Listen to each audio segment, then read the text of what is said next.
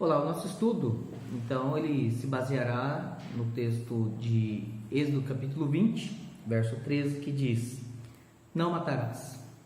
Então, nós estaremos tratando sobre a questão do não matarás e qual é a relação então, com essa questão da pandemia, né, do vírus Covid-19, chamado também de coronavírus, novo coronavírus, né, que está numa situação alastrando cada vez mais pelo mundo, e no Brasil já passa de 1.000 pessoas contagiadas, né?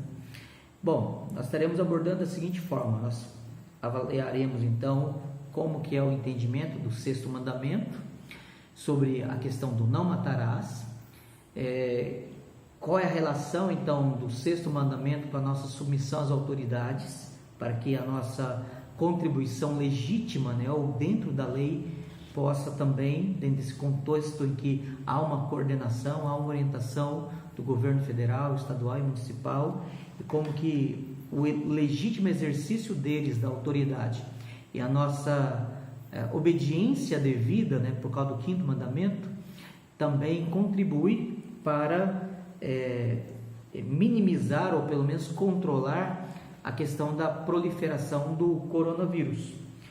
Êxodo capítulo 20, verso 13 diz: não matarás. Geralmente as pessoas elas entendem esse mandamento, ou os mandamentos, de uma forma muito superficial, pensando que o mandamento especifica apenas a questão de não tirar a vida física de outra pessoa. Na verdade, isso vai muito além. O sexto mandamento, como os outros mandamentos, eles são muito além do que o mero sentido básico. É verdade, o sentido básico é não tirar a vida da outra pessoa, de forma pessoal, né? Mas o texto ele está de uma forma positiva e negativa, também preceituando para nós um significado. De forma positiva, então, o texto ele nos ordena viver com qualidade, produzir qualidade de vida. O nosso trabalho deve ter qualidade, produzir qualidade para quem nós estamos trabalhando, deve produzir qualidade, prosperidade, melhoria na vida de quem nós estamos trabalhando ou para quem estamos trabalhando.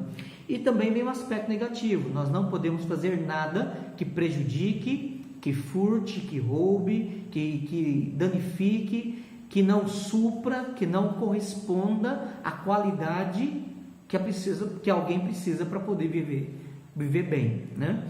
Então, esses são os dois mandamentos. Quando nós olhamos, por exemplo, para Jesus, lá no Sermão do Monte, Mateus capítulo 5, quando ele diz: se alguém porventura chamar seu irmão de tolo, né? A palavra ali é muito simples.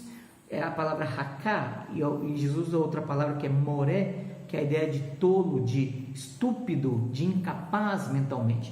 A ideia de denegrir, minimizar, prejudicar a reputação de alguém. Então, se nós fizermos isso, nós estamos quebrando o sexto mandamento. Então, o sexto mandamento ele é algo muito além.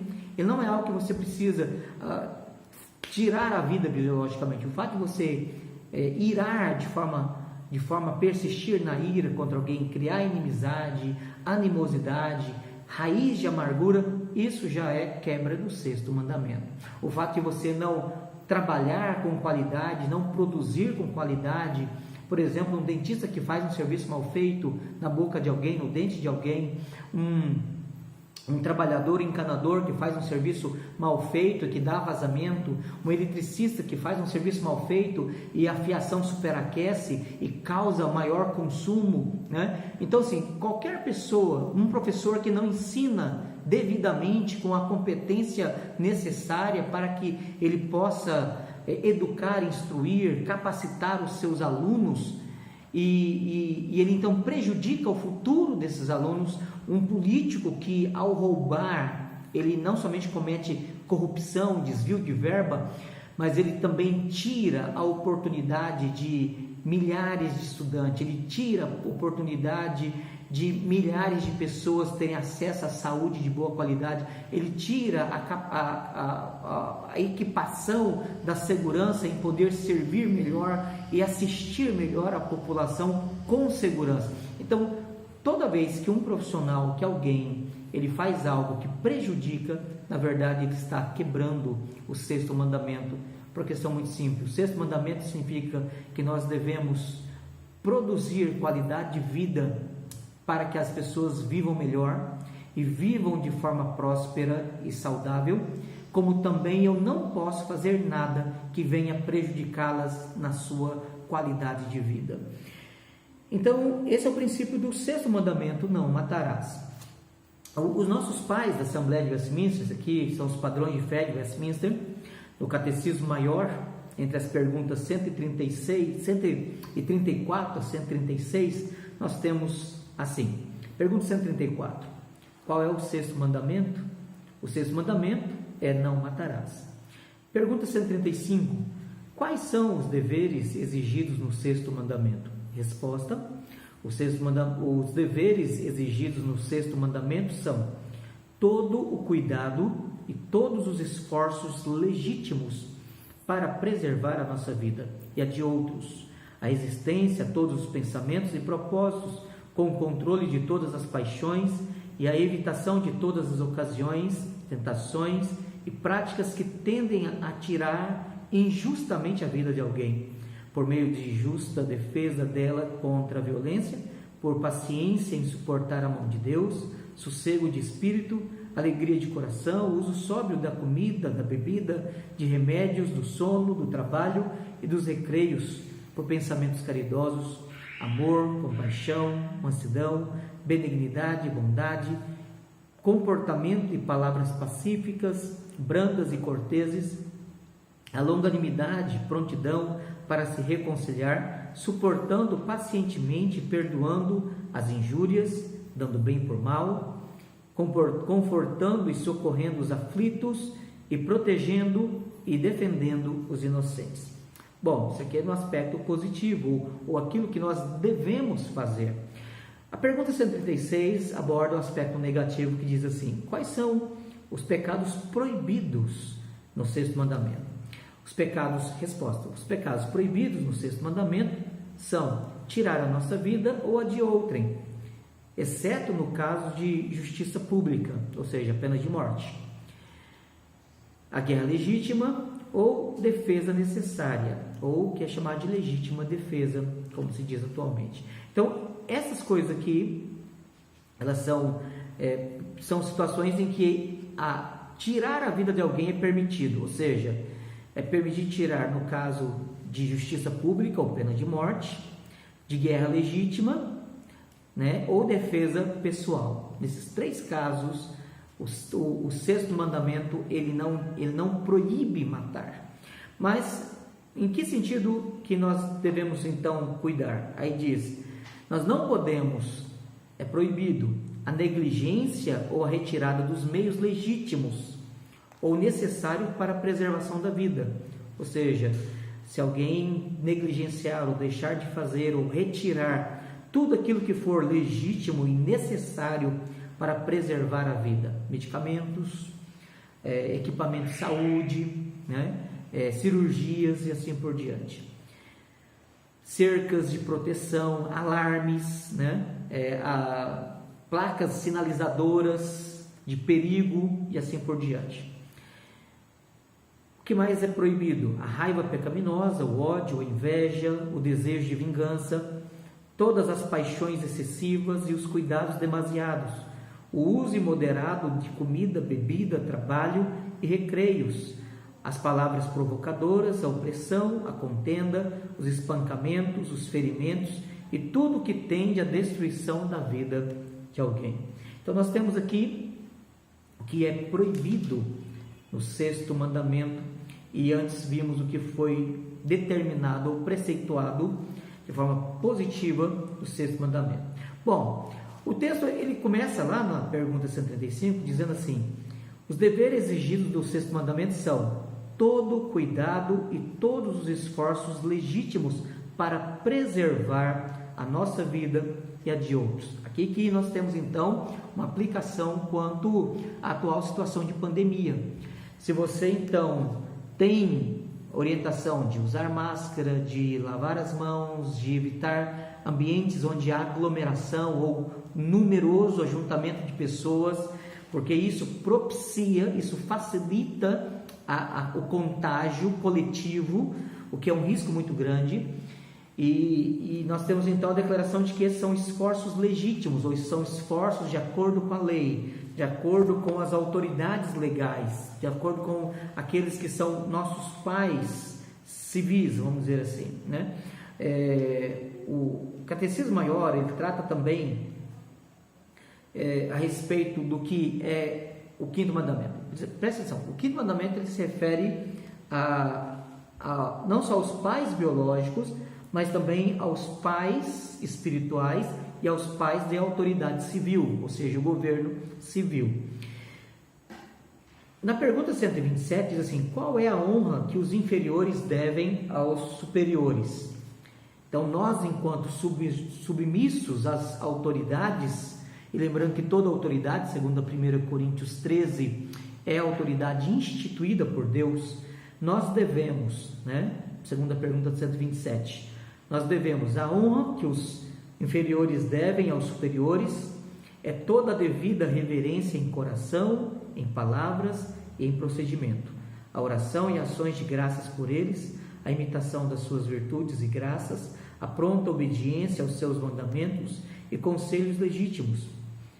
Então, aqueles que nos aconselham de forma legítima, a devida submissão das suas correções, a fidelidade, a defesa, a manutenção e o apoio devido à pessoa e à autoridade deles, conforme os seus diversos graus e natureza de suas posições, suportando as suas fraquezas e encobrindo-as com amor, para que sejam uma honra para eles e para o seu governo, Então, também na pergunta 28, fala assim: quais são os pecados que os inferiores, ou seja, aqueles que são submissos, cometem, os pecados cometidos contra os superiores? Resposta: os pecados inferiores contra os seus superiores são toda negligência dos deveres exigidos por eles, a inveja, o desprezo e a rebelião contra a pessoa, a posição deles e seus conselhos, mandamentos e correções legítimos, a maldição, a zombaria e todo comportamento rebelde e escandaloso que venha a ser uma vergonha e desonra para eles e para o seu governo, Então nós temos autoridade exercendo, e nós devemos então a submissão para eles enquanto eles exercem a sua autoridade de forma legítima para o nosso bem, para a promoção da ordem da sociedade, conforme o mandato de Deus para os nossos governantes, que são instituídos pelo próprio Deus. A pergunta 129 diz: o que é exigido dos superiores para com seus inferiores? Ou seja, eles, as autoridades, pais, pastores, autoridades espirituais, as autoridades civis, elas têm deveres conosco. E a pergunta 129 diz assim: exige-se dos superiores conforme o poder que recebem de Deus e a relação em que se acham colocados, que amem os seus inferiores, que orem por eles e os abençoem, que os instruam, aconselhem e admoestem, aprovando, animando e recompensando os que fazem o bem, e reprovando, repreendendo e castigando os que fazem o mal, protegendo-os e provendo-lhes tudo o que é necessário para a alma e o corpo, e que por um procedimento grave, prudente, santo e exemplar, glorifiquem a Deus, honrem a si mesmos e assim preservem a autoridade com que Deus os revestiu. Bom, então nós vemos que as autoridades, elas têm essa tarefa sobre nós e é nossa responsabilidade participar, nos submetendo, de modo que tenhamos todo o cuidado e todos os esforços legítimos para preservar a nossa vida e a vida de outrem. Eu gostaria também de fazer a leitura e observar que nas 3 formas de unidade, Catecismo de Heidelberg, Dia do Senhor 40, na pergunta 105, diz assim: o que Deus exige no 6º mandamento?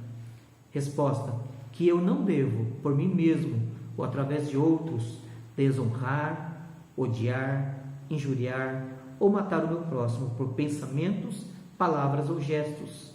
e muito menos que por ações. Antes, devo fazer morrer todo o desejo de vingança. Além disso, não devo me fazer mal, nem me expor levianamente ao perigo. Por isso, também o governo impunha a espada para impedir homicídios. A pergunta 106 ainda diz: mas se esse mandamento fala somente de matar? A resposta é: ao proibir o homicídio, Deus nos ensina que também detesta a raiz desse pecado, a saber, a inveja, o ódio, a ira e o desejo de vingança, que ele considera tudo isso como homicídio. E a pergunta 107 encerra a exposição, então, do sexto mandamento do Catecismo de Heidelberg. A pergunta 107 diz: então basta que não matemos o nosso próximo dessa maneira? E aqui vem um aspecto positivo, né? Não. Quando Deus condena a inveja, o ódio, a ira e o desejo de vingança, Ele nos ordena amar nosso próximo e a nós mesmos, demonstrar paciência, paz, mansidão, misericórdia e amizade para com Ele, protegê-lo do mal o tanto que pudermos e fazer o bem até mesmo aos nossos inimigos. Então você tem aqui também a observação do Catecismo de Heidelberg, da pergunta 107. Se eu sei que qualquer ato, qualquer decisão vai causar a possibilidade, diante de uma pandemia de contágio, e este contágio pode levar a dano físico, levar à morte de pessoas, então eu estou quebrando o sexto mandamento.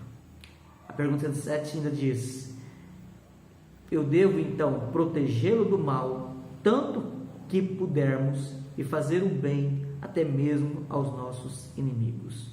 Então é nossa responsabilidade nesse sentido. Aí alguém pode dizer: pastor, mas Deus ele protege, né? Nada de mal vai nos acontecer. Nós cremos na soberania de Deus. É verdade, nós cremos, mas o mesmo Deus soberano que cuida de todos nós e sabe quantos fios de cabelo há na nossa cabeça, e que preserva os passarinhos, como ele diz lá em Mateus capítulo 6, o Senhor Jesus, né?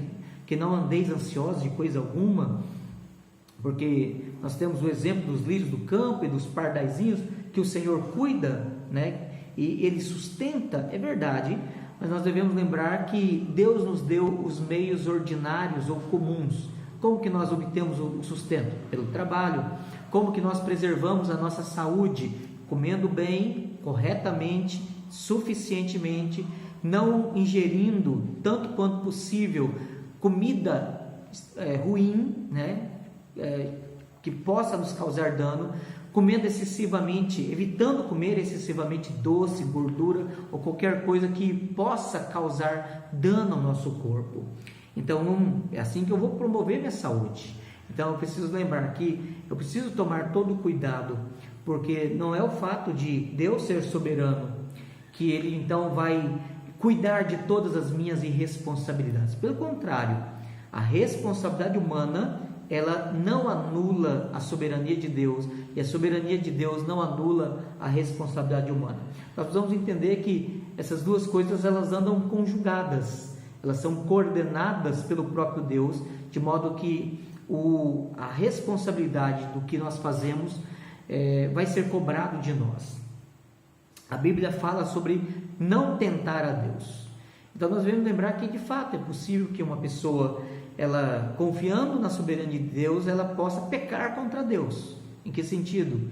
Quando ela então presume, interpretando de forma errônea um texto da Escritura, e ele então acha que ele pode abusar, fazer esportes radicais, esportes que arriscam a vida dele, comer coisas nocivas à saúde, brincar com o perigo. Então esse tipo de situação, andar no carro acima de 140, 180 por hora, né, que é muito além do limite permitido, e que ele pode então dizer: mas Deus vai me proteger, Deus vai me guardar. Isso é tentar a Deus, é você extrapolar os seus limites, é você abusar daquilo que Deus não autoriza, e ainda é pecado porque você, fazendo algo errado, indevido, ilegítimo, moralmente condenado, você ainda diz: Deus vai guardar. Deus vai cuidar. Isso é tentar a Deus.